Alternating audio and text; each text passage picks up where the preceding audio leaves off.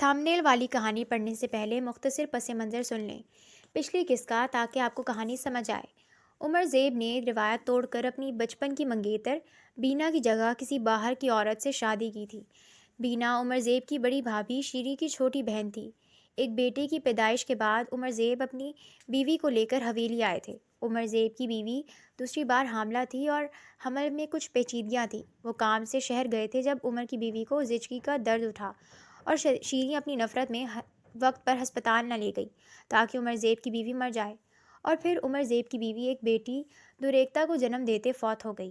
شیریں خوش تھی کہ اب اس کی بہن بینا عمر زیب کی بیوی بنے پر عمر زیب اپنے بچوں کو لے کر شہر چلا گیا اور ایک بار پھر باہر کی عورت سے شادی کر لی۔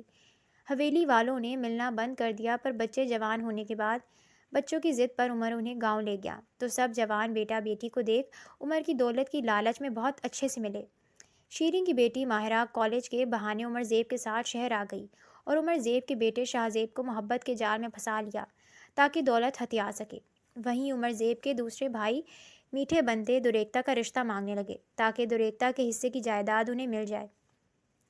عمر زیب کے دوست کا بیٹا اشر لغاری انگلینڈ سے واپس پاکستان آیا ہے۔ غسیل مضبوط جوان عمر زیب کے بیٹے کی شادی شاہ میر سے ہوگی، اور اشر کو اس کے باپ نے زبردستی راضی کرتے اشر کا نکاح دوریکتا سے طے کر دیا۔ اب آگے پڑھتے ہیں۔ کیا کہہ رہے ہو عمر، تم نے دوریکتا کا رشتہ طے بھی کر دیا اور اب نکاح کی دعوت دینے آئے ہو؟ سب سے پہلے نوید بھائی اس پر چڑھ دوڑے، بس طاہر لغاری نہیں چھوڑ رہا تھا۔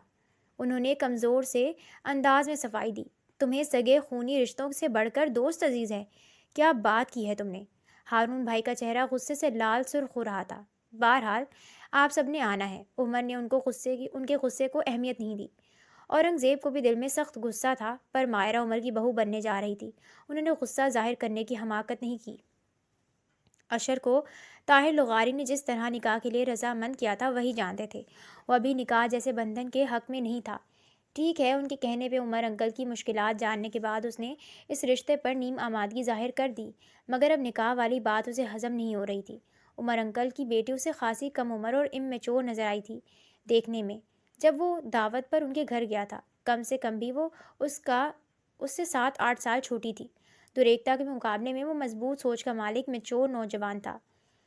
طاہر انکل کے بیٹے کے ساتھ کل شام اس کا نکاح تھا، یہ بات شاہ زیب نے اس تک پہنچائی تھی۔ پھر رات پاپا بھی اس کے پاس چلے آئے اور دھیرے دھیرے بتا ہی دیا کہ کل اس کی زندگی کا اہم ترین دن ہے۔ وہ سن کر خاموش ہو گئی۔ اشر تنا سا ان کے ساتھ عمر انکل کے گھر آیا تھا۔ انہوں نے تو اچھے خاصے لوگوں کو انوائٹ کیا تھا، گاؤں سے دیگر رشتہ داروں کے ساتھ اورنگزیب بھائی اور ان کی فیملی ہی آئی تھی۔ ہارون اور نوید بھائی کے گھر والے عمر کے 3-4 بار جانے کے باوجود، راضی کرنے کے باوجود نہیں آئے تھے۔ اس وجہ سے عمر زیب بہت دکھی اور آزردہ نظر آ رہے تھے۔ شیریں دوریکتا کے پاس بیٹھی تھی۔ مولوی نکاح کا رجسٹر اٹھائے اندر داخل ہوا تو وہ سمٹ سی گئی۔ ایجاب و قبول کے بعد دوریکتا نے دستخط کیے۔ اس دوران اس کی آنکھوں سے آنسوؤں کا سمندر ابل پڑا۔ شیریں دھیرے دھیرے اس کی پیٹھ سہلا رہی تھی۔ بظاہر وہ بھی خوش تھیں، پر طاہر لغاری کے ساتھ آئے ان کے دوست احباب اور اشر کو دیکھنے کے بعد مارے حسد کے دل خاک ہوا جا رہا تھا۔ وہ بھی اسی حق میں تھیں کہ دوریکتا کی شادی خاندان میں ہی ہو، پر قسمت کو کچھ اور منظور تھا۔ تبھی تو قدرت نے اسے اشر لغاری کی شریک سفر بنا دیا تھا۔ نکاح اور کھانے کے بعد مہمان آہستہ آہستہ رخصت ہو گئے تھے۔ صرف طاہر، اشر اور ان کے کچھ رشتہ دار ہی رہ گئے تھے۔ اورنگزیب اور شیریں نے رات ادھر ہی گزارنی تھی۔ اشر بار بار کلائی پر بندھی گھڑی دیکھ رہا تھا۔ طاہر لغاری اس کی بیزاری بھانپ چکے تھے، لہٰذا عمر سے اجازت لی اور واپسی کا قصد کیا۔ اشر خود ہی گاڑی ڈرائیو کر رہا تھا۔ طاہر نے اسے مخاطب کرنے کی کوشش نہیں کی۔ تھوڑی دیر بعد وہ خود ہی نارمل ہو گیا۔ طاہر نے سکون کا سانس لیا، ورنہ اس کے چہرے کے تاثرات سے گھبرا گئے تھے۔ میرا خیال ہے کہ اب تم پاکستان آ جاؤ، طاہر نے کہا۔ ہاں ٹھیک ہے، میں اب اکیلا نہیں رہ سکتا، نکاح ہو گیا ہے، اب شادی کے لیے بھی تو سوچنا ہے نا۔ اشر انہیں شکایتی نگاہوں سے دیکھ کر رہ گیا، پر منہ سے بولا نہیں۔ دوریکتا نے کام والا بھاری سوٹ تبدیل کیا اور ایک ایک کر کے ساری جولری بھی اتاری۔ سب کہہ رہے تھے کہ وہ بہت خوبصورت لگ رہی ہے، لیکن اس نے خود کو ایک بار بھی آئینے میں نہیں دیکھا تھا۔ کمر سیدھی کرنے کے لیے لیٹی تو آج کے دن کے تمام واقعات آنکھوں کے آگے پھرنے لگے۔ آج سے وہ صرف اپنے باپا کی بیٹی نہیں رہی تھی، اشر کی منکوحہ بھی بن گئی تھی۔ اب زندگی صرف اپنی نہیں رہی تھی، کوئی اور بھی حق جتانے والا آ گیا تھا۔ اس نے اشر کی شکل و صورت اور سراپا یاد کرنے کی کوشش کی تو ذہن لمبا چوڑا کثرتی جسم کا مالک مغرور آنکھوں والا نوجوان چھم سے اتر آیا۔ اس نے گھبرا کے آنکھیں کھول دیں۔ اشر نے تھکے تھکے انداز میں شوز کھولے، پاؤں کو موضوع کی قید سے آزاد کیا۔ آج کا دن بڑا مصروف ہنگامہ خیزی لے کر آیا تھا۔ اس نے شاور لے کر کپڑے تبدیل کیے۔ پاپا پاکستان میں ہی رکنے پر اصرار کر رہے تھے۔ وہ کوئی فیصلہ نہیں کر پا رہا تھا، گم و گو والی کیفیت میں تھا۔ اب تو ایک ذمہ داری بھی سر پہ آ گئی تھی۔ بیٹھے بٹھائے ایک دم سے بات نکاح پر ختم ہوئی تھی۔ ایسا نہیں تھا کہ وہ شادی کرنا نہیں چاہتا تھا، لیکن لائف پارٹنر کے بارے میں اس کے ذہن میں جو تصور تھا اس کے مقابلے میں دریکتا اسے کافی چھوٹی لگی تھی۔ دیکھنے میں بھی 16-17 سال کی نظر آ رہی تھی۔ جس طرح پاپا بار بار عمر انکل کی پریشانیوں اور شاہ زیب کی نالائکیوں کا رونا رو رہے تھے، اسے خطرے کی گھنٹی کی آواز بہت قریب سے سنائی دے رہی تھی کہ مبادہ پاپا جلدی رخصتی کا تقاضا نہ شروع کر دیں۔ اشر برٹش پولیس ڈپارٹمنٹ میں تھا۔ پاپا کے بار بار اصرار پر اسے محسوس ہو رہا تھا کہ اسے مستقل طور پر پاکستان جلد آنا ہوگا۔ اسے سی آف کرنے پاپا کے ساتھ عمر انکل اور شاہ زیب بھی آئے تھے۔ اشر کا خیال تھا کہ شاید ان کے ساتھ دریکتا بھی ہو، پر گاڑی سے عمر انکل اور شاہ زیب کو اترتے دیکھ کر اسے مایوسی ہوئی۔ اسے یہ سوچنے کی فرصت نہیں تھی کہ اسے مایوسی کیوں ہوئی تھی۔ نکاح کے بعد اس کے دل میں ذرا بھر بھی یہ خواہش نہیں تھی کہ اپنی منکوحہ کا چہرہ دیکھے، اور اس نے دیکھا بھی نہیں تھا۔ ہاں، نکاح کے 2 دن بعد پاپا نے اسے تصویریں دی تھیں کہ تمہارے نکاح کی ہیں۔ اشر نے انہیں سرسری سا دیکھ کر ایک طرف ڈال دیا تھا، لیکن ابھی ایئرپورٹ پہ عمر انکل اور شاہ زیب کے ساتھ دریکتا کو نہ پا کر دل نے کچھ محسوس ضرور کیا تھا، اور وہ محسوسات کیا تھے اشر انہیں کوئی زبان یا نام دینے سے قاصر تھا۔ دریکتا ایک ایک کر کے تمام تصویریں دیکھ رہی تھی۔ اس نے اتنی بار دیکھی تھی کہ ایک ایک تصویر اسے ازبر ہو گئی تھی۔ اس نے اشر کی تصویر اٹھائی جہاں وہ نکاح نامے پر سائن کر رہا تھا۔ اس میں اس کے ہونٹ سختی سے ایک دوسرے میں یوں پیوست تھے جیسے زندگی بھر مسکراہٹ سے نا آشنا رہے ہوں۔ اس نے ایک اور تصویر اٹھا کر چہرے کے قریب کر کے دیکھی۔ اشر کے کندھے اوپر اٹھے ہوئے تھے، ٹانگ پر ٹانگ چڑھائے بیٹھا وہ بہت مغرور اور خود اعتمادی کی دولت سے مال مال نظر آ رہا تھا۔ دریکتا نے براہ راست تو اسے ایک بار بھی اتنے غور سے نہیں دیکھا تھا جس طرح ابھی دیکھ رہی تھی۔ پاپا اور شاہ زیب اس کو سی آف کرنے ایئرپورٹ گئے تھے۔ ان کی غیر موجودگی میں وہ بور ہو رہی تھی، سو تصویریں نکال کے دیکھنے لگی۔ اسے ایسا لگ رہا تھا اگر وہ کبھی اس کے سامنے آ کھڑا ہوا تو وہ شاید اسے اتنے غور سے نہ دیکھ سکے جس طرح ابھی تصویروں میں دیکھ رہی تھی۔ اس کی گہری گھور بادامی آنکھوں کی چمک ایک ایک تصویر میں عیاں تھی۔ اسے لگ رہا تھا وہ ان آنکھوں کی چمک کا کبھی بھی سامنا نہیں کر پائے گی، اتنی مغروری آنکھیں تھیں۔ وہ خوشیوں سے سرشار تھا۔ پاپا نے شادی کے انتظامات بہت اعلیٰ پیمانے پر کیے تھے۔ دریکتا نے مائرہ کو فون کر کے ایک ایک تفصیل بتائی تھی۔ سب جاننے کے بعد وہ مغرور سی ہو گئی تھی۔ باسط کے ارمان مٹی میں مل گئے تھے، مگر دل سے مائرہ کو پا لینے کا جنون ختم نہیں ہو پا رہا تھا۔ اس کی شادی کی اطلاع ان کے گھر تک بھی پہنچ گئی تھی۔ بینا جانے کی تیاری کر رہی تھی، آخر کو شیری اس کی بڑی بہن تھی۔ نہ جاتی تو لوگوں نے یہی کہنا تھا کہ مائرہ کے نصیب سے جل گئی ہے۔ اس نے دل پہ بھاری پتھر رکھ لیا تھا، پر باسط ایسا نہیں تھا۔ اس کے سینے میں پھانس گڑ گئی تھی شاہ زیب کے مقابلے میں، کیونکہ وہ اس کی طرح دولت مند نہیں تھا۔ نہ ورثے میں اسے جائیداد ملی تھی لمبی چوڑی۔ وہ خوشحال گھرانے سے تعلق رکھتا تھا، پر شاہ زیب کے مقابلے میں اس کی حیثیت معمولی سی تھی۔ ساتھ باسط خود بھی پڑھ رہا تھا۔ شاہ زیب کے سامنے وہ شیری خالہ کو کیسے نظر آتا؟ گھر والوں کو بغیر بتائے وہ ملک سے باہر جانے کی کوشش میں لگا ہوا تھا۔ اس کے ایک دوست نے ہی صلاح دی تھی کہ باہر جا کر قسمت آزمائی کرو، یہاں کچھ نہیں رکھا۔ وہ اپنی مثال دیتا کہ دیکھو 2-2.5 سال میں کہاں سے کہاں پہنچ گیا ہوں۔ باسط نے اس سے مدد مانگی تھی، وہ بخوشی راضی ہو گیا تھا۔ اس کے ویزے، ٹکٹ اور سفر کے دیگر تمام انتظامات اسی دوست ریحان نے ہی کرنے تھے۔ اس نے باسط سے ایک پائی بھی طلب نہیں کی تھی۔ وہ دل ہی دل میں اس کا احسان مند تھا کہ ریحان اس سے کچھ بھی نہیں لے رہا تھا، ایک طرح سے وہ اس پر احسان کر رہا تھا۔ مہمانوں کی آمد شروع ہو گئی تھی۔ مائرہ کو مائیوں بٹھا دیا گیا تھا۔ بینا سوائے باسط کے تمام فیملی کے ساتھ مائیوں سے ایک دن پہلے گاؤں پہنچی تھی۔ ادھر ہارون زیب اور نوید زیب نے عمر کا مکمل طور پہ بائیکاٹ کا اعلان کیا تھا۔ ان دونوں میں سے کوئی بھی عمر کے ہاں شاہ زیب کی شادی میں شریک نہیں ہو رہا تھا۔ ہاں، اورنگ زیب بھائی کی ساری خوشیوں میں وہ شریک تھے۔ ان کی کدورت عمر کی حد تک تھی۔ اورنگزیب بھائی سے انہیں گلا نہیں تھا۔ بہت دھوم دھام سے شاہزیب کی طرف سے مائرہ کی مہندی آئی تھی۔ آج تو عمر زیب بھی بہت خوش اور مسرور تھے، بات بات پہ مسکرا رہے تھے۔ تقریب میں موجود دونوں بھائیوں نے ان سے بات نہیں کی تھی، پر پردہ اس تلخی کو پی گئے تھے، کیونکہ آج بہت عرصے بعد انہوں نے شاہزیب اور دریکتا کے چہرے خوشی سے منور دیکھے تھے۔ مکمل طور پر دریکتا میں آج انہیں آئلہ کی مشابہت محسوس ہو رہی تھی، اور آج گاؤں مہندی لے کے آنے سے قبل شاہزیب نے ان کے گلے لگ کے اپنی تمام کوتاہیوں کی معافی مانگی تھی۔ عمر کا دل شانت تھا۔ مائرہ کو مہندی لگانے کے لیے بڑھتی ہوئی بینا کے قدم وہیں ساکت ہو گئے تھے۔ عمر اور دریکتا مائرہ کے پاس ہی موجود تھے۔ پرانے زخموں سے کھرنڈ اترنے لگا تھا، کوئی اس کے اندر پوری قوت سے چیچا تھا۔ اتنے برس بعد بھی اسے ٹھکرائے جانے کی اذیت بھولی نہیں تھی۔ عمر کو دیکھ کر ایک تلخی اور کرواہٹ نوک زبان پر رکھی محسوس ہو رہی تھی۔ وہ تھکے قدموں سے دوبارہ پیچھے آ کر بیٹھ گئی۔ محل کے عروسی لباس، قیمتی زیورات اور میک اپ میں مائرہ بچ کسی اور ہی جہاں کی مخلوق لگ رہی تھی، پہچانی ہی نہیں جا رہی تھی۔ فوٹو سیشن ہو رہا تھا۔ دریکتا، عمر زیب، مائرہ اور شاہزیب کے دائیں بائیں بیٹھے ہوئے تھے۔ بینا کی نظر اسٹیج پر ہی فوکس تھی۔ شاہزیب ہو بہو عمر کی جوانی کی تصویر لگ رہا تھا۔ یوں لگ رہا تھا جیسے وقت ایک دم بہت پیچھے چلا گیا ہو۔ بینا کو یوں لگ رہا تھا جیسے شاہزیب کی جگہ عمر زیب ہو اور مائرہ کی جگہ آئلہ ہو، مگر نہیں، اسٹیج پر شاہزیب اپنی دلہن مائرہ کے ساتھ موجود تھا۔ قسمت نے ایک بار پھر انہیں شکست دے دی تھی۔ پہلے انہیں شکست ہوئی ٹھکرائے جانے کی اذیت جھیلنی پڑی، اب یہی اذیت ان کے لاڈلے بیٹے باسط کے حصے میں آئی تھی۔ پہلے اس کا ذمہ دار عمر تھا، اور اب جس نے ان کے باسط کی ساری خوشیاں چھین کر اپنی جھولی میں بھر لی تھیں، کتنا خوش اور پرسکون لگ رہا تھا وہ۔ کاش اس وقت مائرہ کے ساتھ زندہ حقیقت بنا باسط ہوتا تو کتنا اچھا ہوتا۔ وہ اپنے سارے دکھ بھول جاتی۔ بینا کے دل میں ہوک سی اٹھی، کاش باسط کا نصیب مائرہ ہی بنتی۔ ان کے دل نے یوں شدت سے انہونی کی خواہش کی تھی۔ شیریں سے جب انہوں نے باسط کے رشتے کی بات کی تو انہوں نے کہا کہ اورنگزیب تم سے پہلے ہی عمر بھائی کو ہاں کر چکے ہیں۔ رخصتی کے وقت مائرہ سب گھر والوں سے ملی۔ بیوٹیشین نے سختی سے منع کیا ہوا تھا کہ تمہاری آنکھ سے ایک آنسو بھی نہیں نکلنا چاہیے۔ اس نے پوری ایمانداری سے اس پر عمل کیا تھا۔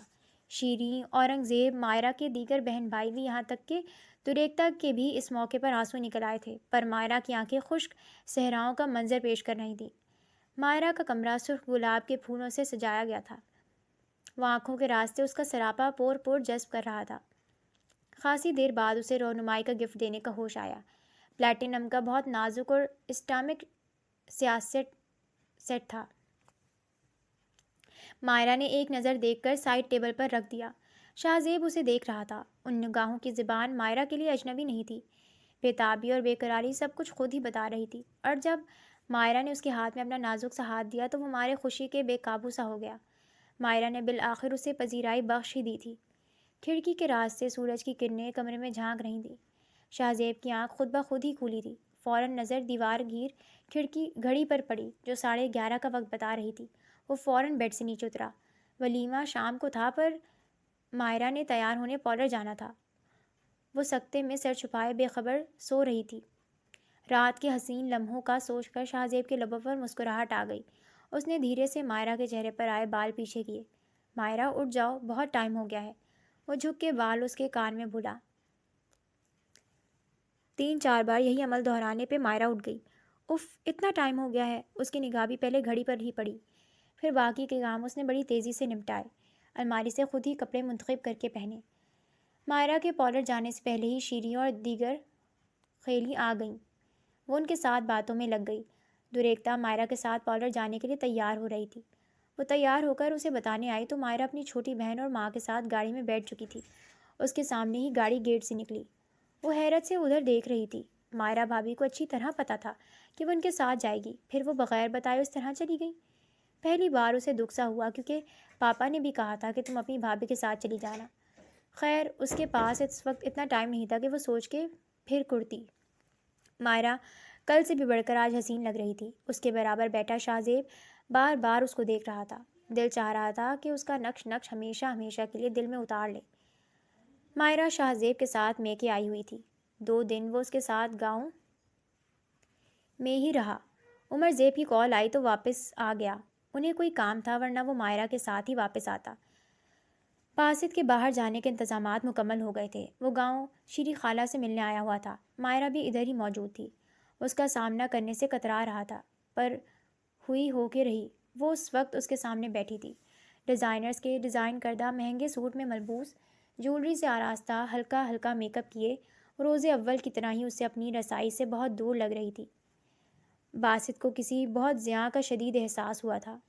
وہ اس سے تفصیلات پوچھ رہی تھی۔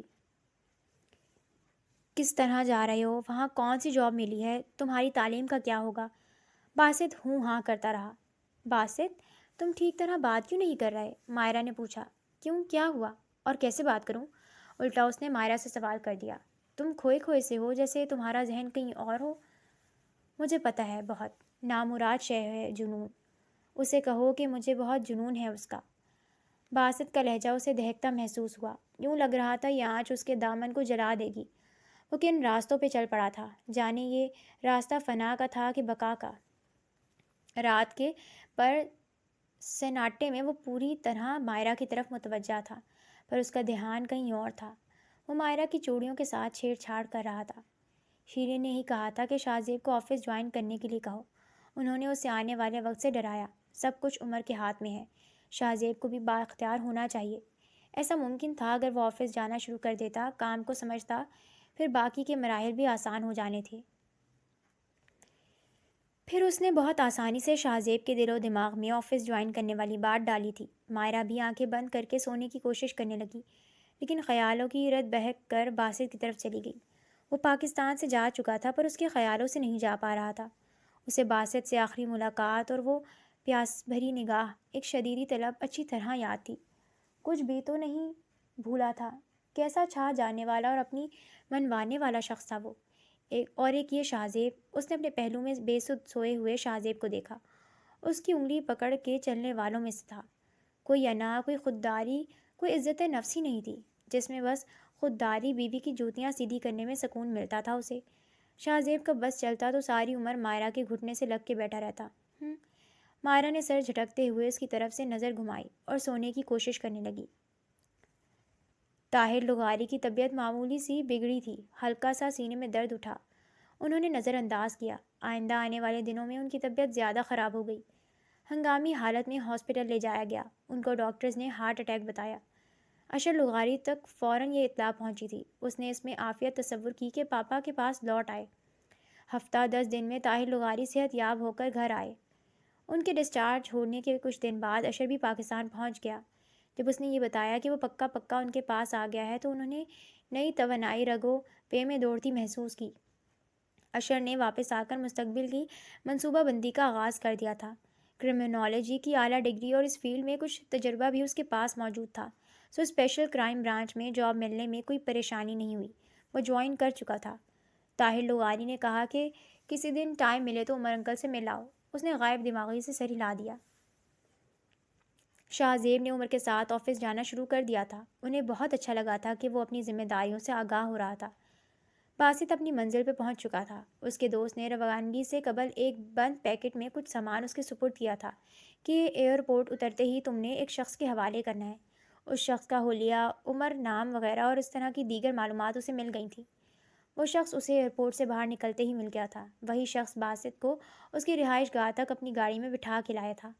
وہاں باسط جیسے 3 اور نوجوان بھی تھے۔ باسط کو اب ان کے ساتھ ہی رہنا تھا۔ ایئرپورٹ پہ جو شخص باسط کو ملا تھا اس کا نام اسد گردیزی تھا۔ اسے رہائش گاہ تک پہنچا کے جانے سے قبل اس نے پھولا ہوا ایک خاکی لفافہ باسط کے سپرد کیا۔ پھر جب کام ہوگا تمہارے پاس آؤں گا۔ فی الحال لائف انجوائے کرو۔ اس نے باسط کے کندھے پر دوستانہ انداز میں ہاتھ رکھا۔ اس کی نظریں پھولتے ہوئے خاکی لفافے پر پڑی۔ اس کا دل دھڑک رہا تھا۔ جانے اس خالی لفافے میں کیا تھا؟ یہ تمہاری خدمت کا معاوضہ ہے جو تم نے ہمارے لیے سر انجام دی ہے۔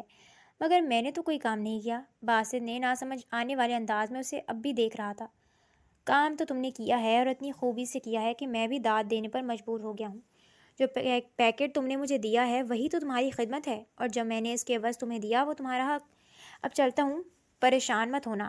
باقی باتیں تمہارے ساتھ رہائش پذیر بتا دیں گے۔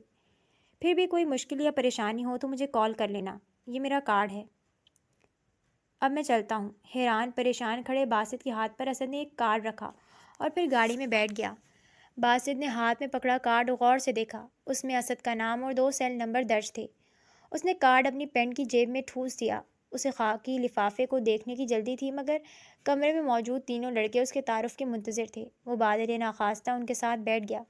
اس نے شکر کیا جب ایک ایک کر کے وہ لڑکے وہاں سے اٹھے اور سونے کے لیے لیٹ گئے۔ اس کی تو آنکھیں ایسے خیرہ ہوئیں جیسے 40 چوروں کا خزانہ دیکھ لیا ہو۔ اس نے ایک ایک کر کے تمام نوٹ گنے۔ از سر نو اس نے یہی عمل پھر دہرایا۔ یہ رقم بہت زیادہ تھی۔ اس نے پاکستانی روپوں میں لفافے میں موجود ڈالرز کا حساب لگایا۔ خوشی سے چہرہ چمک اٹھا تھا۔ دنیا کی ہر آسائش اس کے قدموں تلے ہونی تھی۔ باسط نے ATM کے ذریعے پیسے بھیجے تھے۔ بینا کے ہاتھ میں جب پیسے آئے تو اس نے سوالیہ نگاہوں سے اپنے مجازی خدا حمزہ احمد کی طرف دیکھا۔ اپنے باسط نے بھیجے ہیں، پورے 1 لاکھ ہیں، گن لو۔ رات اس کا فون آیا تھا، کہہ رہا تھا اگلی بار اس سے بھی زیادہ بھجواؤں گا۔ کیا اتنے زیادہ پیسے؟ بینا کے ہاتھ لرزنے لگے۔ ہاں، اسے اچھی نوکری مل گئی ہے۔ ہمارے تو نصیب کھل گئے ہیں۔ ہمارا بیٹا ہے تو چھوٹی عمر کا پر بہت عقل مند ہے۔ دیکھ لو، ایسی نوکری قسمت والوں کو ملتی ہے جس کی اتنی تنخواہ ہو۔ ہمارے حالات اللہ کے فضل و کرم سے پہلے بھی بہت اچھے ہیں، اب باسط کی کمائی کی وجہ سے اور بھی اچھے ہو جائیں گے۔ ذرا پیسے ہاتھ میں آنے دو، یہ کرولا فروخت کر کے میں کوئی 0 میٹر گاڑی لوں گا اور اچھا سا بنگلہ بنواؤں گا اپنے باسط کے لیے۔ اس بار اس نے سالگرہ بھی ہمارے بغیر منائی ہوگی، وطن سے دور۔ حمزہ احمد بولتے ہوئے افسردہ ہو گئے۔ بینا کی بھی ایسی ہی حالت تھی۔ جان؟ مائرہ کا لہجہ مخصوص لگاوٹ میں ڈوبا ہوا تھا۔ شاہ زیب ہزار جان سے فدا ہو گیا اور بڑے پیار سے اسے تکنے لگا۔ کیا بات ہے سویٹ ہارٹ؟ شاہ زیب، میں اپنے ہونے والوں بچوں کو دنیا کی ہر سہولت و آسائش دینا چاہتی ہوں۔ وہ بولتے رک گئی اور ذرا دیر بعد پھر گویا ہوئی۔ ان کے آرام و آسائش کے لیے ضروری ہے کہ آپ کے پاس بھی کچھ ہو۔ میرا مطلب ہے کوئی پراپرٹی، بینک بیلنس، تاکہ ہم اپنی مرضی سے سب کچھ استعمال کر سکیں، نہ کہ کسی اور سے مانگے۔ سب کچھ میرا ہی تو ہے، اور جو چیز میری ہے وہ ظاہر ہے میرے بچوں کی بھی ہے۔ شاہ زیب نے اس کی بات درمیان سے کاٹ دی، مگر وہ ہار ماننے والوں میں سے نہیں تھی۔ شاہ زیب، آپ جائیداد میں سے اپنا حصہ طلب کریں۔ اس نے بہت نارمل انداز میں بات کہی تھی، جیسے اس کی کوئی خاص اہمیت نہ ہو، مگر شاہ زیب اپنے آپ میں بے چینی محسوس کر رہا تھا۔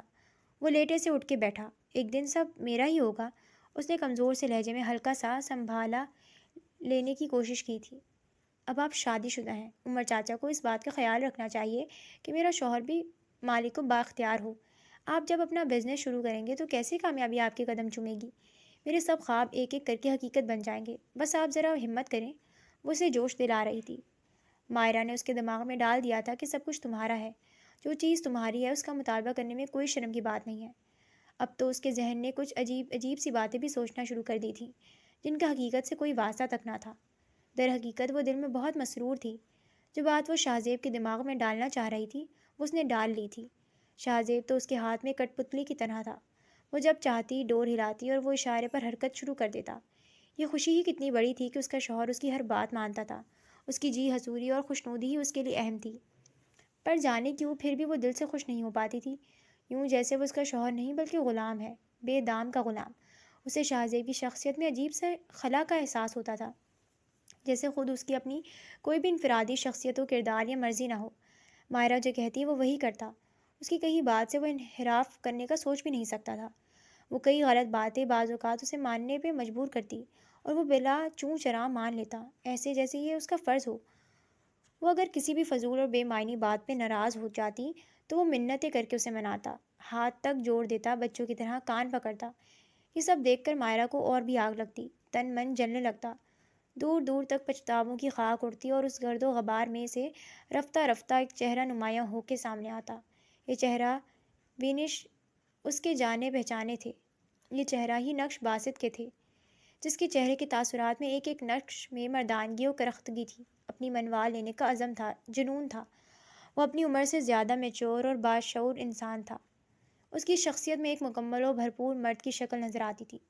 مائرہ نہ چاہتے ہوئے بھی اس کے بارے میں سوچتی، اس کی باتوں کو یاد کرتی۔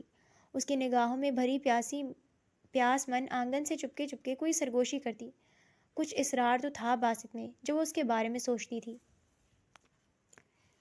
مائرہ شاہ زیب کی کارکردگی سے خوش تھی۔ اس نے جس طرح بات کی تھی، عمر چاچا سے بات کی تھی، لڑ کر اپنا حصہ طلب کیا تھا، یقیناً اس کے سرکش تیوروں سے واقف تھے، تب ہی تو ایک لفظ بھی نہیں کہا تھا۔ دل ہی دل میں ہار مان چکے تھے۔ جوان اولاد کے سامنے کوئی منہ زوری نہیں دکھا سکتا تھا، یہ مائرہ کا اپنا نظریہ تھا۔ 3-4 روز سے عمر آفس نہیں جا رہے تھے۔ روزانہ شاہ زیب کی آفس روانگی کے بعد وہ تیار ہو کر ڈرائیور کے ساتھ نکل جاتے۔ وہ کہاں اور کیوں جاتے تھے اس کا علم ان کے علاوہ گھر کے باقی افراد کے علم میں نہیں تھا۔ دریکتا تو پریشان تھی ہی، پر مائرہ کو بھی خط بھر لگی ہوئی تھی۔ اس بنا پر اس نے میکے جانے کا پروگرام فی الحال ملتوی کر دیا تھا۔ شاہ زیب بھی کچھ بتانے سے قاصر تھا کہ وہ کہاں جاتے ہیں۔ ہفتہ 10 دن سے ان کی یہی روٹین تھی۔ شاہ زیب صبر سے انتظار کر رہا تھا کہ کب اس کی کہی بات پر وہ عمل کرتے ہیں۔ مائرہ بھی خاموش تھی۔ مائرہ نے اندرونی خوشی کو ظاہر نہیں ہونے دیا تھا، خاموشی کے پردے میں چھپا لیا۔ وکیل عدنان ہاشمی نے شاہ زیب کو اس کے حصے کی جائیداد تفصیل، بینک بیلنس اور اسی نوعیت کی دیگر چیزوں کے متعلق بہت تفصیل سے بتایا تھا اور آخر میں جائیداد کے کاغذات اس کے سپرد کیے۔ مائرہ کا بس نہیں چل رہا تھا، ورنہ ان کے سامنے ہی بھنگڑا ڈالنا شروع کر دیتی۔ شاہ زیب بیٹھے بٹھائے آرام سے مالک بن گیا تھا، جو چاہتا تصرف میں لاتا۔ کوئی پوچھ گچھ کرنے والا نہیں تھا، مگر ایک بات اسے حیران کر رہی تھی کہ وکیل نے دریکتا یا اس کے حصے کی جائیداد کے بارے میں ایک لفظ تک نہیں کہا تھا۔ وہ وکیل صاحب کے جانے تک ادھر ہی بیٹھی رہی، پر یہ موضوع چھیڑا ہی نہیں گیا، اور عدنان ہاشمی کھانا کھا کے رخصت بھی ہو گئے۔ عمر زیب بھی عدنان ہاشمی کے جانے کے بعد چلے گئے۔ اب کمرے میں صرف مائرہ اور شاہ زیب ہی تھے۔ تنہائی پاتے ہی مائرہ شاہ زیب کی باہوں میں سما گئی۔ میں آج بہت خوش ہوں، وہ اس کے قریب آ کر بولی۔ میں بھی بہت خوش ہوں، آج ہم مالک بن گئے ہیں، اب ہمیں عمر چاچا سے مانگنا نہیں پڑے گا۔ شاہ زیب ہم دونوں ورلڈ ٹور پہ بھی جائیں گے، ٹھیک ہے نا؟ شاہ زیب اسے اپنے حصار میں لیے خوابوں میں گم ہو گیا تھا۔ بہت دن بعد عمر زیب اس کی طرف آئے تھے۔ طاہر لغاری بہت خوش ہوئے اور اس وقت اپنے ملازم کو آواز دے کر زبردست کی خاطر مدارت کی ہدایت دی۔ اس بار کافی دن بعد ہماری ملاقات ہو رہی ہے، گھر میں سب خیریت ہے نا؟ میری بیٹی دریکتا کیسی ہے؟ اور جناب کے بہو بیٹے کا کیا حال ہے؟ طاہر لغاری نے ایک سانس میں سب کا حال احوال پوچھ لیا۔ کرم ہے رب کا، خیریت سے ہیں سب، اور چکر بہت دن بعد اس لیے لگایا ہے کہ میں کچھ کاموں میں مصروف تھا۔ آج بوجھ ہلکا ہوا تو فرصت ملتے ہی تمہاری طرف آ گیا ہوں۔ وہ دھیمی سی مسکراہٹ لبوں پر لانے میں کامیاب ہو ہی گئے۔ ایسے کون سے کام تھے؟ طاہر نے پوچھا تو عمر نے انہیں سب بتا دیا۔ عمر کا لہجہ بہت زخمی سا تھا۔ طاہر کو تعصف اور رنج سا ہوا۔ وہ مزید کچھ پوچھ کے اسے اور دکھی نہیں دیکھ سکتے تھے، سو موضوع ہی بدل دیا۔ 6 ماہ گزر گئے تھے، باسط کام کی نوعیت کو اچھی طرح جان گیا تھا۔ شروع میں وہ بھی حیران ہوا کہ ایسا کون سا کام ہے جس میں اتنے پیسے ملتے ہیں، ہاتھ پاؤں بھی نہیں ہلانے پڑتے، خاص محنت بھی نہیں کرنی پڑتی، بس سامان ایک ایئرپورٹ سے دوسرے ایئرپورٹ تک کسی خاص شخص کے حوالے کرنا پڑتا ہے اور پھر ڈھیروں ڈھیر پیسے ملتے ہیں۔ باسط مزاجن بہت تیز اور سمجھدار تھا، اور بات جہاں پیسے اور مستقبل کی ہو تو وہاں پر شخص میں عقل خود بخود ہی آ جاتی ہے، اور باسط میں یہ صفت اوسط درجے سے بڑھی ہوئی تھی۔ اس کا باس یا انچارج جو کوئی بھی تھا، اس نے باسط کی اس خوبی کو بہت جلد تاڑ لیا۔ اسے اچھی طرح پتہ تھا کہ باسط کی یہ خوبی آگے چل کر اس کے لیے بہت فائدہ مند اور معاون ثابت ہوگی۔ ویسے بھی اپنے کاروبار کی روز افزوں ترقی کے لیے اسے باسط جیسے تیز لڑکے کی ہی ضرورت تھی۔ لانچ 6 ماہ کے دوران تجرباتی طور پر اس نے کروڑوں کا مال باسط کو دیا۔ باسط کو شخص کی پہچان اور حلیہ اچھی طرح بتایا گیا، بلکہ تصویر بھی دکھائی گئی۔ ڈھیروں ہدایات پلوں میں باندھے اپنے مشن پر روانہ ہوا اور کامیابی کی خبر ملی۔ اس بار باسط کو بونس بھی ملا، اور یہ بونس بھی لاکھوں میں تھا۔ دل ہی دل میں اس نے حساب لگایا۔ باس نے امپورٹ ایکسپورٹ کا بزنس شروع کیا ہوا تھا، یہ اس کا نیا پروجیکٹ تھا جو اس نے صرف 6 ماہ پہلے ہی شروع کیا تھا۔ اس کمپنی کے لیے اس نے لیبر پاکستان سے بھی بھرتی کی تھی، جن میں سے ایک باسط بھی تھا۔ باسط نے اپنی ذاتی صلاحیت سے انگلش فر بولنا سیکھ لی تھی، اور عربی زبان کی کچھ نہ کچھ شدبد اسے ہو ہی گئی تھی۔ یہ اس کا کاروبار کے لیے بہت ضروری تھا۔ بھینا گھر کے ایک حصے کو حسرت آمیز حیرانی سے دیکھ رہی تھی۔ حمزہ احمد نے باسط کے بھیجے گئے پیسوں سے یہ گھر کل ہی خریدا تھا، اور آج وہ سب اس گھر کو دیکھنے آئے تھے۔ گھر ان کے پاس پہلے سے بھی موجود تھا اور کافی کشادہ، ہوادار اور خوبصورت بھی تھا، پر پوش علاقے میں بنے اس بنگلے کی کیا ہی شان تھی۔ فل فرنشڈ بنگلہ تھا، وال ٹو وال کارپیٹ، وسیع و عریض لان، جدید فرنیچر سے آراستہ۔ ایسا گھر بینا کا خواب تھا۔ میں سب کو بلا کے قرآن خوانی کرواؤں گی، خاص طور پر شیریں آپا کو تو ضرور بلاؤں گی۔ انہیں پتہ چلنا چاہیے کہ میرا باسط کتنا قابل ہے۔ ان کے داماد اور مائرہ کے شوہر کو تو ورثے میں سب کچھ ملا ہے، پر میرے بیٹے نے سب کچھ اپنی محنت سے حاصل کیا ہے۔ میرا باسط ان کے داماد سے کئی گنا زیادہ اچھا ہے، وہ دل ہی دل میں خود سے بول رہی تھی۔ حمزہ احمد ان سب کو گھر کا چپا چپا دکھا رہے تھے۔ باسط نے 6 ماہ بعد پہلی بار پاکستان کا چکر لگایا تو رشتہ داروں کے لیے تحائف بھی لایا۔ وہ سامان سے لدا پھندا تھا۔ مینا بطور خاص اسے اپنے ساتھ گاؤں لے کے گئیں کیونکہ باسط شیری خالہ اور اپنے کزنس کے لیے بہت کچھ لایا تھا۔ ان سب کو تحائف اور اپنے کزنس کے لیے بہت کچھ ان سب کو تحائف بھی دینے تھے اور کچھ بتانا بھی تھا۔ اتفاق سے مائرہ بھی میکے آئی ہوئی تھی۔ باسط کو دیکھ کر بہت خوش ہوئی۔ وہ پہلے کے مقابلے میں کچھ موٹا اور پہلے سے بڑھ چڑھ کر میچور لگ رہا تھا۔ یوں لگ رہا تھا ان 6 ماہ میں اس کی عمر جیسے 6 سال بڑھ چکی ہو۔ وہ حد سے زیادہ تعلیم یافتہ لگ رہا تھا۔ لگ رہا ہے کہ تمہاری جاب اور کام بہت اچھا ہے، مائرہ نے کہا۔ ہاں، تمہاری سوچ سے بھی زیادہ اچھا ہے میرا کام، اور ہاں میں نے گھر بھی لے لیا ہے، فل فرنشڈ ہے۔ کبھی آؤ نا ہمارے غریب خانے پہ۔ بولتے وقت وہ مائرہ کے سراپے کو بھی تولتی نگاہوں سے دیکھ رہا تھا۔ وہ ہنوز پہلے کی طرح اسمارٹ اور خوبصورت لگ رہی تھی۔ شاہزیب کی قربت نے اس پر کوئی اثر نہیں چھوڑا تھا۔ باسط کو جانے کیوں خوشی ہوئی، ایک کمینی اور گھنی سی خوشی۔ ہاں، خالہ نے بتایا ہے کہ تم نے گھر لے لیا ہے، آؤں گی کبھی تمہارے گھر بھی، وہ خاص ادا سے بولی تو باسط دیکھنے لگ گیا۔ رات وہ گاؤں میں ہی رکا۔ مائرہ رات گئے اس کے پاس بیٹھی باتیں کرتی رہی۔ ان باتوں کے دوران ایک بار بھی شاہزیب کا ایک ذکر نہیں آیا۔ باسط نے پاکستان میں اپنا کام مکمل کر لیا تھا۔ اس نے واپسی کی سیٹ بک کروا لی تھی۔ پہلے کی طرح اسے پھر کوئی سامان کسی مخصوص نے شخص کے سپرد کرنا تھا۔ اس بار مال کی مالیت زیادہ تھی سو وہ کچھ نروس اور پریشان بھی تھا، لیکن کوشش کر رہا تھا کہ اندرونی اضطراب اور کرب اس کے چہرے سے ظاہر نہ ہونے پائے۔ سو چیکنگ کے مرحلے سے وہ بخوبی گزر گیا۔ اب دیکھنا تھا دبئی ایئرپورٹ پر کیسے حالات سے واسطہ پڑنا تھا۔ یہاں سے تو سب آرام سے ہو گیا تھا۔ وہ جتنا ڈر رہا تھا کام اتنی ہی آسانی سے ہو گیا۔ اس پر خاص توجہ نہیں دی گئی اور خیریت سے ایئرپورٹ کی عمارت سے باہر نکل آیا۔ ایک اور مشکل ٹاسک جو اس کے سپرد کیا گیا تھا اس نے پایا تکمیل تک پہنچا دیا تھا۔ اب راوی نے چین ہی چین لکھنا تھا۔ وہ اپنے فلیٹ میں جا کے سو گیا۔ رات کو باس کو رپورٹ دینی تھی۔ شاہزیب بھی اپنے کاروبار کی پلاننگ کر رہا تھا۔ تایا اورنگزیب نے اسے مکمل تعاون کی یقین دہانی کروائی تھی۔ حالانکہ عمر نے اپنی مدد کی پیشکش بھی کی تھی پر وہ ان کی کسی بات کو خاطر میں نہیں لا رہا تھا۔ تایا اورنگزیب نے امپورٹ ایکسپورٹ کے بزنس کی بات کی تو اس کے ذہن میں بھی وہی بیٹھ گئی۔ مائرہ نے اپنی خالہ کے بیٹے باسط کا بتایا تھا کہ دبئی میں ایک کمپنی میں کام کرتا ہے جس کا بزنس امپورٹ ایکسپورٹ سے متعلق ہے اور وہ اچھے خاصے پیسے کما رہا ہے۔ مائرہ نے اسے ایک آئیڈیا دیا تھا اور اس نے عمل کرنے کی ٹھان لی تھی۔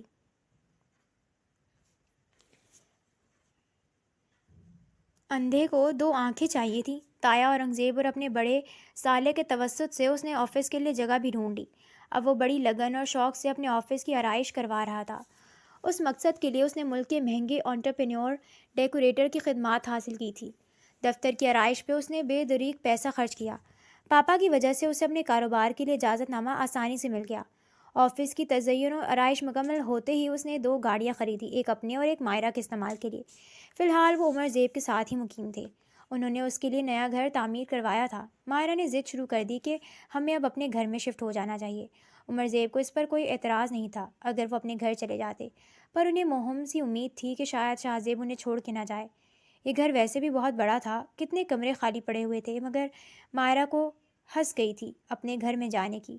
ویسے بھی وہ گھر شاہزیب کے نام پر تھا۔ اس نے دل میں ٹھانی ہوئی تھی کہ اپنی شادی کی سالگرہ کے موقع پر گھر اپنی محبوب بیوی مائرہ کو گفٹ کر دے گا۔ اس کی اس خواہش سے مائرہ لا علم تھی۔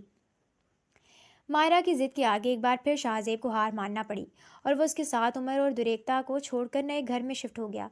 عمر اپنی آنکھوں سے اسے خود سے دور جاتے دیکھا۔ بہت سے آنسو انہوں نے دل میں اتار لیے تھے کہ مبادا شاہزیب کا ارادہ کمزور نہ پڑ جائے۔ شاہزیب اپنا کاروبار شروع کر چکا تھا۔ اس میدان میں خاصی مہارت اور تجربہ نہ ہوتے ہوئے بھی قسمت اس کا ساتھ دے رہی تھی۔ اپنے ملک کی بہت ہی اچھی ساکھ والی کمپنی نے کافی بڑا آرڈر انہیں دیا تھا۔ ابھی اس کے کاروبار کا آغاز تھا، اس لیے بہت سے ادارے آرڈر دیتے ہوئے ہچکچا رہے تھے۔ ابتدائی مرحلے میں کام بھی محدود تھا۔ شاہزیب صرف لیدر گڈز اور ریڈی میڈ ملبوسات پر فوکس کیے ہوئے تھا۔ اورنگزیب تایا آفس میں اس کے ساتھ بیٹھتے تھے۔ روز روز گاؤں سے آنا اور پھر جانا بہت دشوار تھا، سو شاہزیب نے انہیں اپنے گھر رہنے کی آفر کر دی۔ شروع میں انہوں نے انکار کیا، کہا کہ آفس میں ہی رہ لوں گا، بیٹی کے گھر نہیں رہوں گا، مگر شاہزیب کی ضد اور اصرار کے آگے مجبور ہو کر ہتھیار ڈال دیے۔ ان کے ساتھ ان کا بڑا بیٹا بھی آ گیا، وہ بھی آفس میں شاہزیب کے ساتھ ہوتا۔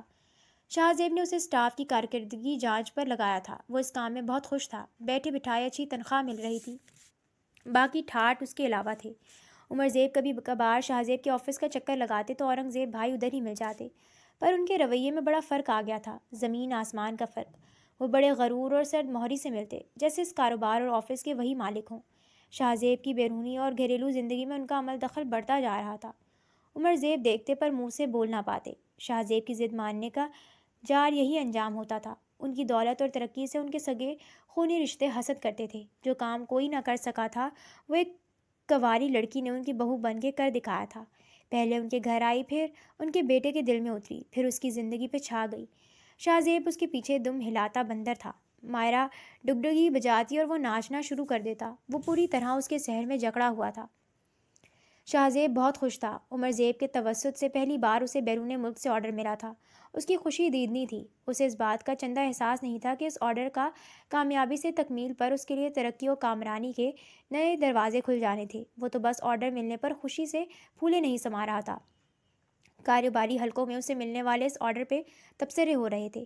کئی ملکی کمپنیوں کے چھوٹے موٹے آرڈر اس کے علاوہ تھے۔ تایا اورنگزیب کی ہدایت پر وہ کسی بھی کو بھی نہ نہیں کر پا رہا تھا، بس آرڈر لیتا جا رہا تھا اور خوش ہو رہا تھا۔ مائرہ نے اپنی دلچسپی کی نئی راہیں تلاش کر لی تھیں۔ اس نے بہت جلد ڈرائیونگ سیکھی تھی اور وہ شاہ زیب کی بیوی ہونے کے ناطے ایک لیڈیز کلب کی مستقل ممبر بن گئی تھی۔ وہ دن بھر گاڑی اڑائے پھرتی۔ ادھر شاہ زیب کے ذہن پہ آفس کے معاملات بری سے کام کرتے جا رہے تھے۔ عمر زیب کے ساتھ ان کا رویہ لیے دیے والا تھا، سو انہوں نے شاہ زیب کے آفس کا رخ کرنا ہی چھوڑ دیا۔ ان کا یہ رویہ مستقبل قریب میں شاہ زیب کے لیے نقصان لانے والا تھا۔ اگر انہیں علم ہوتا تو وہ شاید کبھی بھی ایسا نہ کرتے۔ آرڈر کی بروقت تکمیل کے لیے شاہ زیب نے مٹیریل کی خریداری تایا اورنگزیب اور اپنے سالے کے سپرد کی تھی۔ حالانکہ میجر سپردی نے دبے الفاظ میں کہا بھی کہ انہیں اس کا تجربہ نہیں ہے، نہ ہی وہ کوالٹی کے معیار کا اندازہ لگا سکتے ہیں۔ جواباً اس نے میجر کو بری طرح جھاڑا اور اپنی اوقات میں رہنے کو کہا۔ وہ بیچارہ اپنا سا منہ لے کر رہ گیا۔ اس فیلڈ میں اس کا تجربہ کافی زیادہ تھا، پر شاہ زیب کے رویے کو دیکھتے ہوئے سائڈ پہ ہو گیا۔ اورنگزیب نے ایک فیکٹری سے کپڑا اور دیگر مٹیریل خرید لیا۔ وہ اپنے اس کارنامے پہ بہت خوش تھے کہ انہوں نے یہ سب بہت سستا خریدا ہے۔ شاہ زیب کو بڑھا چڑھا کر انہوں نے یہ بتایا۔ وہ پرسکون ہو گیا۔ پر کوالٹی کنٹرول مینیجر نے سامان دیکھتے ہی کوالٹی اور معیار کا اندازہ لگا لیا۔ وہ شاہ زیب سے شکایت کرنے پر مینیجر نے اسے اپنا واقعہ سنا کر خوفزدہ کر دیا۔ ویسے بھی ٹائم گزرتا جا رہا تھا اور انہیں آرڈر مکمل کرنا تھا۔ اگر ٹائم گزر جاتا تو ان کی کاروباری ساکھ کو شدید دھچکا لگتا۔ مٹیریل ملتے ہی کام شروع کر دیا گیا۔ وقت بہت کم تھا۔ ساری لیب اس کام کو پایا تکمیل تک پہنچانے میں لگی ہوئی تھی۔ ہونی ہو کر رہی، مقررہ میعاد کے اندر کام مکمل نہیں ہو سکا۔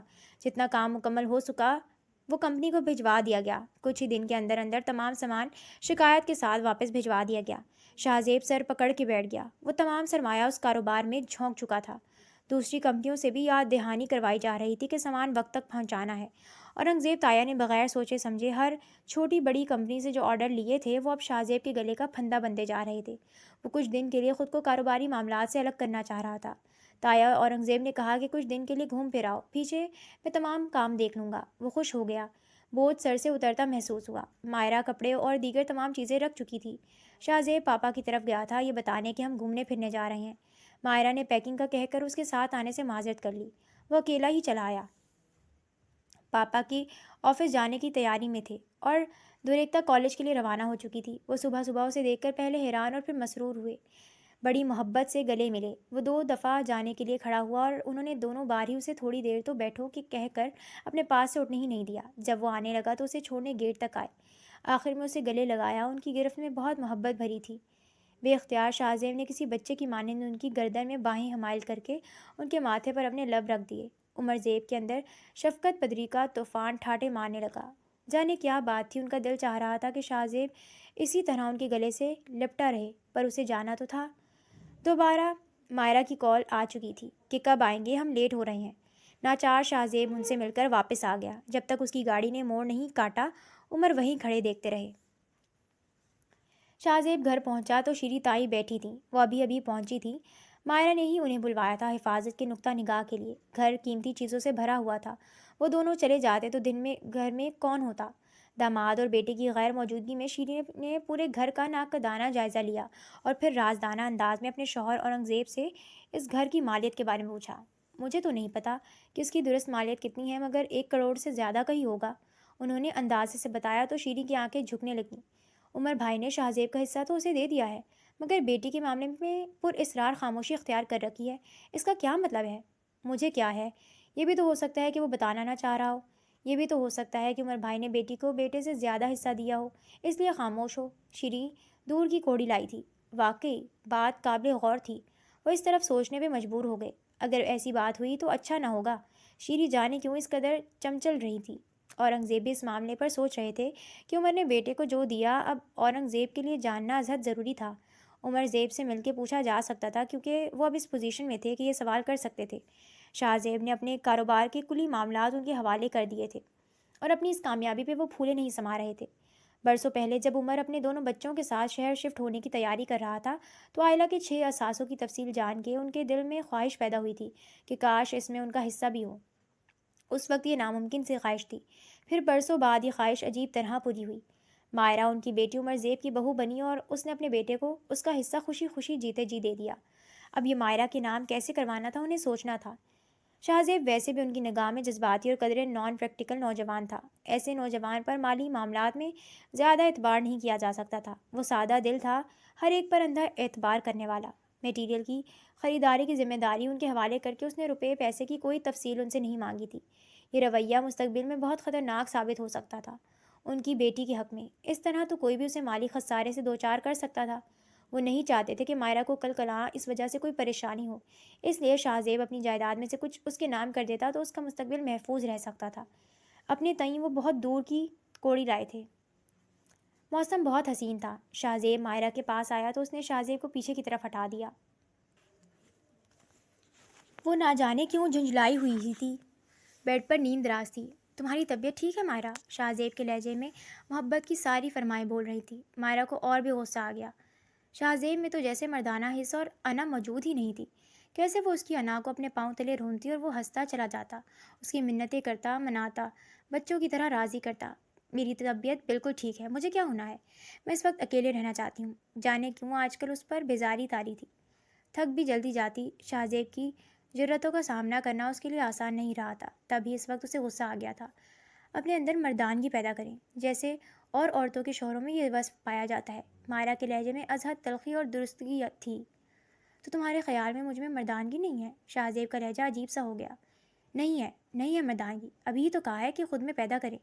مرد میں ایک انا اور عزت نفس ہونی چاہیے، پر آپ میں مردانگی اور انا کے ساتھ ساتھ عزت نفس بھی نہیں ہے۔ ہاں نہیں ہے۔ وہ گیلی لکڑی کی طرح سلگ رہی تھی۔ تو کس طرح کے مردوں میں اوصاف پائے جاتے ہیں؟ شاہ زیب کی آنکھوں میں اس وقت ملال تھا جسے مائرہ پڑھ ہی نہ پائی۔ باسط کو دیکھ لیں، وہ ایک مکمل مرد ہے، مردانگی میں بھی بڑھ کر ہے۔ خالہ میرا رشتہ مانگ رہی تھی پر امی ابو عمر چچا کو زبان دے چکے تھے، ورنہ آج حالات کچھ اور ہوتے۔ مائرہ اس کی حالت سے بے خبر جانے کیا کیا بول رہی تھی۔ شاہ زیب پیچھے ہٹا، بیڈ کے پاس پڑے اپنے شوز اٹھائے، پہلے جرابیں پاؤں میں چڑھائی، پھر شوز پہنے، سائڈ ٹیبل پر پڑی گاڑی کی چابی اٹھائی، صرف ایک ثانیے کے لیے مائرہ کی طرف دیکھا۔ اس کا ایک ہاتھ دروازے کے ہینڈل پہ تھا، اگلے ہی پل وہ نرم گرم کمرے کی پناہ سے باہر تھا۔ ٹھٹھرا دینے والی لہو کو سرد کر دینے والی ٹھنڈک تھی۔ ہوٹل کے ساتھ ہی ایک خالی کتا زمین کو پارکنگ کی شکل دی گئی تھی، اس کی گاڑی ادھر ہی پارک تھی۔ شاہ زیب کے ذہن میں اس وقت کچھ نہیں تھا، سمجھ ہی نہیں آ رہا تھا کہ وہ کیا کر رہا ہے۔ وہ گاڑی نکال کے ڈھلوان سڑک پر لایا، اتنے میں پیچھے سے ہوٹل کے سٹاف میں سے ایک شخص نے دیکھا تو اس کے پیچھے بھاگا کہ صاحب اس وقت اس موسم میں ڈرائیونگ کرنا اپنی موت کو دعوت دینے کے برابر ہے۔ وہ تیزی سے بھاگا تھا، اپنی جھونک میں گرا تو درد سے کراہ کے رہ گیا۔ اب اسے اپنی فکر تھی، شاہ زیب کا خیال بھول گیا تھا۔ اتنی دیر میں وہ کافی آگے آ گیا تھا۔ ہلکی ہلکی بارش ہو رہی تھی، گپ اندھیرا تھا، گاڑی کی ہیڈ لائٹس کی روشنی بھی اس موسم میں ناکافی ثابت ہو رہی تھی۔ شاہ زیب کی نگاہیں غیر مرئی نقطے پر مرکوز تھیں اور کانوں میں مائرہ کی آواز گونج رہی تھی۔ پلیز اپنے اندر مردانگی پیدا کریں، باسط کو دیکھ لیں، مردانگی میں بھی اوپر ہے۔ خالہ میرا رشتہ مانگ رہی تھی پر امی ابو عمر چاچا کو زبان دے چکے تھے، ورنہ آج حالات کچھ اور ہوتے۔ مائرہ باسط کو مکمل مرد قرار دے رہی تھی اور کہہ رہی تھی کہ وہ مردانگی میں بھی بڑھ کر ہے۔ زوں سے پیچھا چھڑانا ناممکن تھا۔ باسط کی وصف مائرہ کے علم میں کیسے آیا ہے؟ اسے کیسے یہ بات پتہ چلی ہے کہ باسط مردانگی میں بھی بڑھ کر ہے؟ کیا وہ باسط کے ساتھ اس کا موازنہ کر رہی تھی؟ جو کہہ رہی تھی باسط میں بھی تو کیا مجھ میں مردانگی کم ہے؟ جو مائرہ کہہ رہی تھی کہ باسط مردانگی میں بھی بڑھ کر ہے؟ گویا باسط مردانگی میں بھی شاہزیب سے بازی لے گیا تھا۔ جو اس کی محبوب بیوی، جسے شاہزیب نے شادی کے بعد بھی محبوبہ کے رتبے پر فائز رکھا تھا، وہ اسے باسط کی اپنے کزن کی اس کے سامنے، اپنے شوہر کے سامنے مردانہ اور صاف گنوا رہی تھی۔ ایسا کیوں تھا؟ یا مائرہ اس سے ناخوش تھی؟ یہ ایسا روح فرسا سوال تھا کہ شاہزیب کا دماغ بجھنے لگا تھا۔ وہ خود سے ایک ہی سوال کر رہا تھا، کیا مجھ میں کوئی کمی ہے؟ شاہزیب کا دماغ پھٹنے لگا تھا۔ وہ خود سے ایک ہی سوال کر رہا تھا، کیا مجھ میں کوئی کمی ہے؟ مائرہ نے ایک بار بھی شاہزیب سے نہیں پوچھا تھا کہ کہاں جا رہے ہو؟ مت جاؤ، موسم خراب ہے۔ ایسے موسم میں یہاں خطرناک حادثے رونما ہونا عام سی بات تھی، پر مائرہ کو شاہزیب کی پرواہ ہوتی تو نہ؟ اس نے تو اپنی ساری نفرت اور کرواہٹ اس پر اڈیل دی تھی، یہ خیال کیے بغیر کہ شاہزیب پہ کیا گزر رہی ہے یا اس پر آئندہ آنے والے وقت میں کیا گزرے گی۔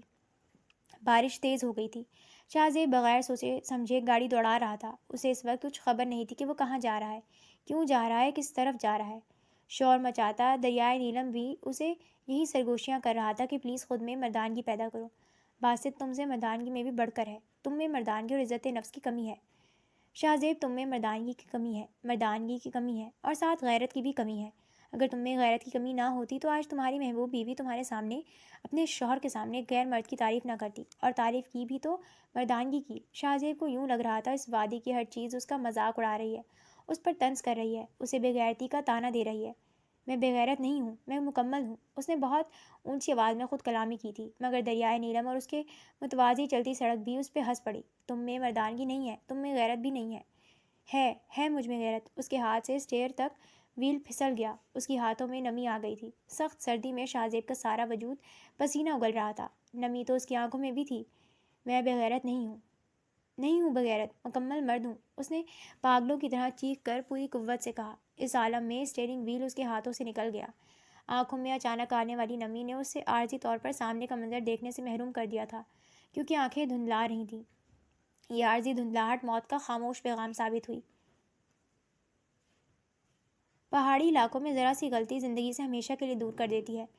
گاڑی اچانک اچھل کر اس کے قابو سے باہر ہوئی، اس کے اگلے ویل چند ثانیے کے لیے ہوا میں معلق ہوئے، پھر سب کچھ شاہزیب کے ہاتھ سے نکل گیا۔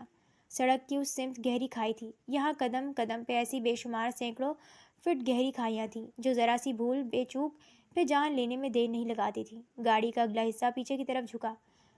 شاہزیب نے دیوانہ وار گاڑی کا دروازہ کھول کر باہر کی طرف نکلنے کی کوشش کی۔ یہ اس کی بے وقوفی تھی۔ پل بھر میں گاڑی کا پہلا حصہ آگے کی طرف جھکا۔ اس نے ایک زبردست سا ہچکولا لیا۔ تب تک شاہزیب بھی دروازہ کھول چکا تھا، پر اس وقت تک زندگی موت سے ہار چکی تھی۔ گاڑی بہت تیزی سے نیچے کھائی کی طرف جا رہی تھی۔ اب شاہزیب کی سماعتوں میں کوئی آواز نہیں تھی، سب کچھ خاموش ہو چکا تھا۔ گہرا سناٹا تھا، نیچے کھائی میں بہت گہرا اندھیرا تھا، اس سے بھی گہرا اندھیرا شاہزیب کے وجود پر اترا ہوا تھا۔ اس کی گردن کی ہڈی ٹوٹ چکی تھی، ٹانگوں کا تو کیما بن گیا تھا، اسے کسی قسم کی طبی امداد کی ضرورت بھی نہیں رہی تھی۔ موت نے ہر ضرورت سے اسے بے نیاز کر دیا تھا۔ اندھیرے میں کسی نے بھی یہ حادثہ رونما ہوتا نہیں دیکھا تھا۔